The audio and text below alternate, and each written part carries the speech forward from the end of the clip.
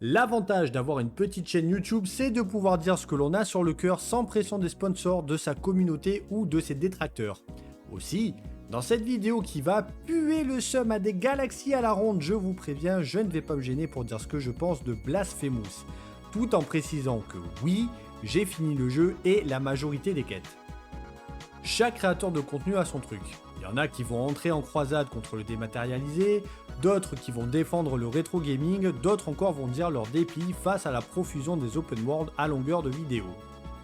Moi, mon truc, c'est de pointer du doigt le fait que le jeu vidéo devrait s'appeler vidéo tout court, parce que le jeu est en train de disparaître de l'équation. Nintendo, peut-être, s'évertue encore à proposer du fun en cartouche, mais pour le reste, j'ai l'impression qu'on ne cherche plus à développer des jeux dans lesquels on s'amuse, et dans lesquels une place est donnée à chaque type de joueur. Blasphemous en est l'illustration parfaite. Quand j'ai découvert ce jeu à sa sortie, la DA m'a impressionné comme beaucoup d'entre vous, je suppose. Mais je ne m'y suis pas plus intéressé que ça, n'ayant plus de console à ce moment-là. Puis arrive juin 2025 où je me décide à m'y mettre. J'ai souvent dit que les jeux en pixel art ou en 2D à notre époque pour moi c'était niet. Et je le pense toujours, mais après un Hogwarts Legacy d'une densité certaine, j'avais besoin d'un truc relax. J'avais conscience que Blasphemous était un Souls-like et donc tout sauf relax, mais vu qu'il était en 2D, je me disais qu'il serait forcément limité et assez direct dans sa progression et ses commandes, pas comme un open world en 3D qui demande un gros investissement en termes de temps. Les premières heures de ce Blasphemous étaient super, l'ambiance était fantastique, le côté espagnol qui ressortait fortement et me parlait pas mal, notamment grâce à une bande sonore franchement excellente.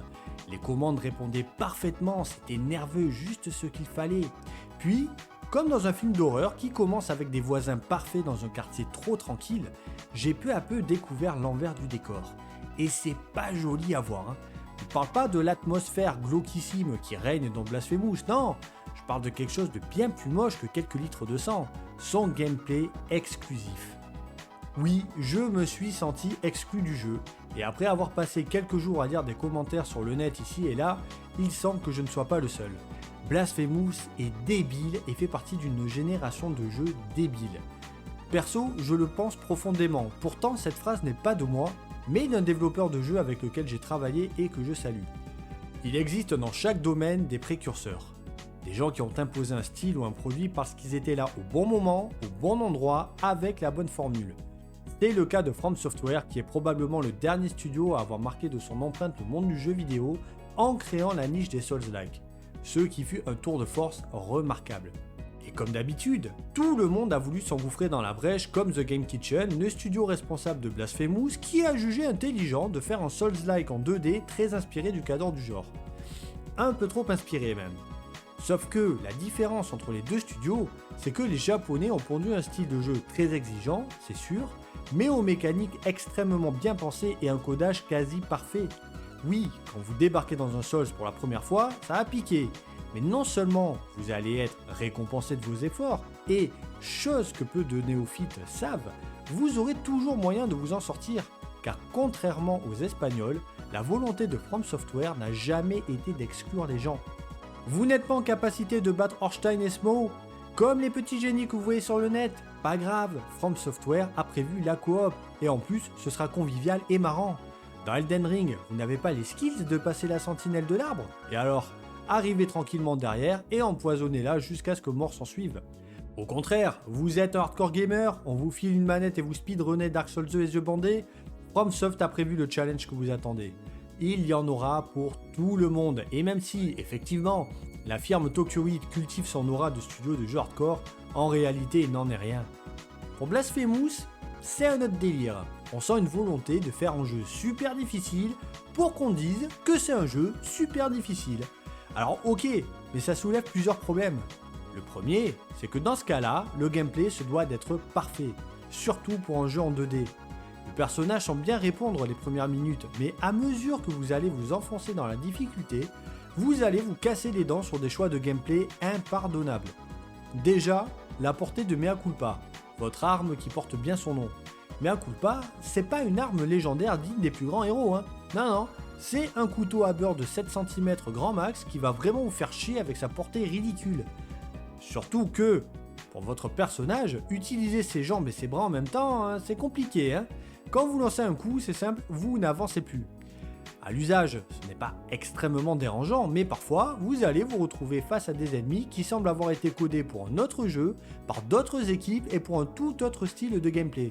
Et dans ces brefs instants qui peuvent durer une éternité, à part compter sur la chance, j'exagère un peu, mais ça rend certaines phases de jeu imbuvables. Mais ça encore, c'est rien, parce que vu qu'on parle de blocage, je ne vous ai pas parlé de celui que vous subissez quand vous avez l'audace de boire une potion pour vous soigner. Alors là, votre perso il est keblo pendant environ 37 minutes. Traitez-moi de Marseillais, mais c'est vraiment l'impression que ça donne. Il y a même un objet qui permet de réduire le délai que vous mettez à picoler, c'est dire. Bien que la plupart du temps, surtout face au boss, vous allez petit à petit comprendre que vous soigner ne servira qu'en cas de dernière chance et qu'il vous faudra tant bien que mal juste devenir bon. Ce qui pose un deuxième problème, une question. Pourquoi ? Pourquoi je dois jouer comme si je m'entraînais pour une compétition ?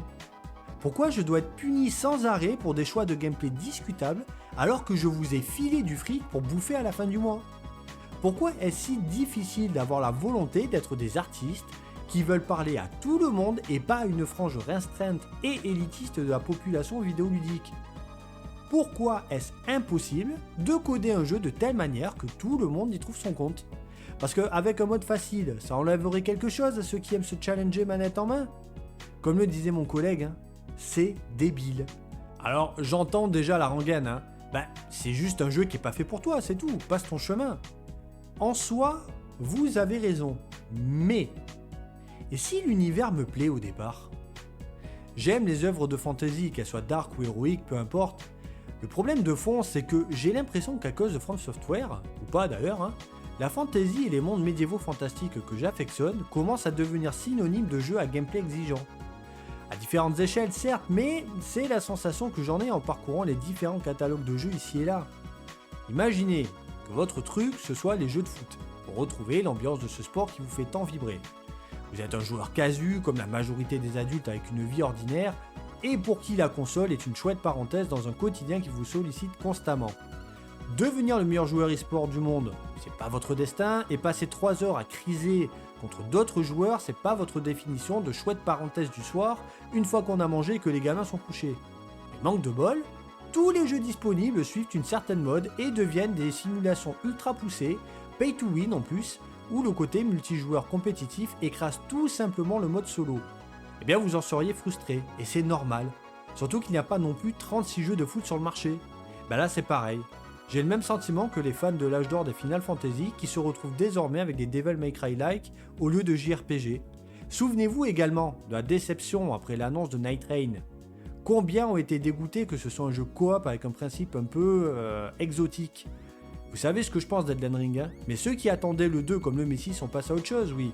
Mais dans la frustration la plus totale. Au rayon des idées débiles, on a aussi les épreuves de Myriam.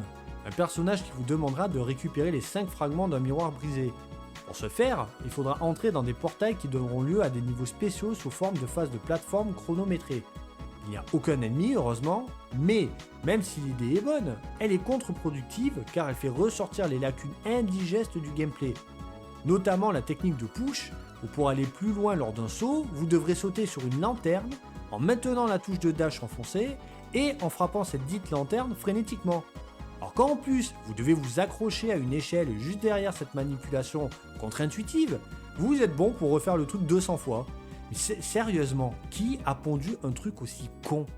Il faut plus jamais qu'il bosse dans le jeu vidéo ce gars, Pour être honnête, je n'ai même pas envie de poursuivre ce test. Déjà parce que j'arrive 6 ans après la guerre et que des tests il y en a déjà eu, mais je n'ai même pas envie d'évoquer les quelques qualités du soft ou les bons côtés du style Metroidvania. Ce que je retiendrai de ce Blasphemous, c'est qu'il est un jeu frustrant, qui ne laissera que la frustration en héritage. Merci de m'avoir écouté, je vous laisse avec les notes que j'ai voulu juste, quoi qu'il en soit, et je vous dis à la prochaine vidéo.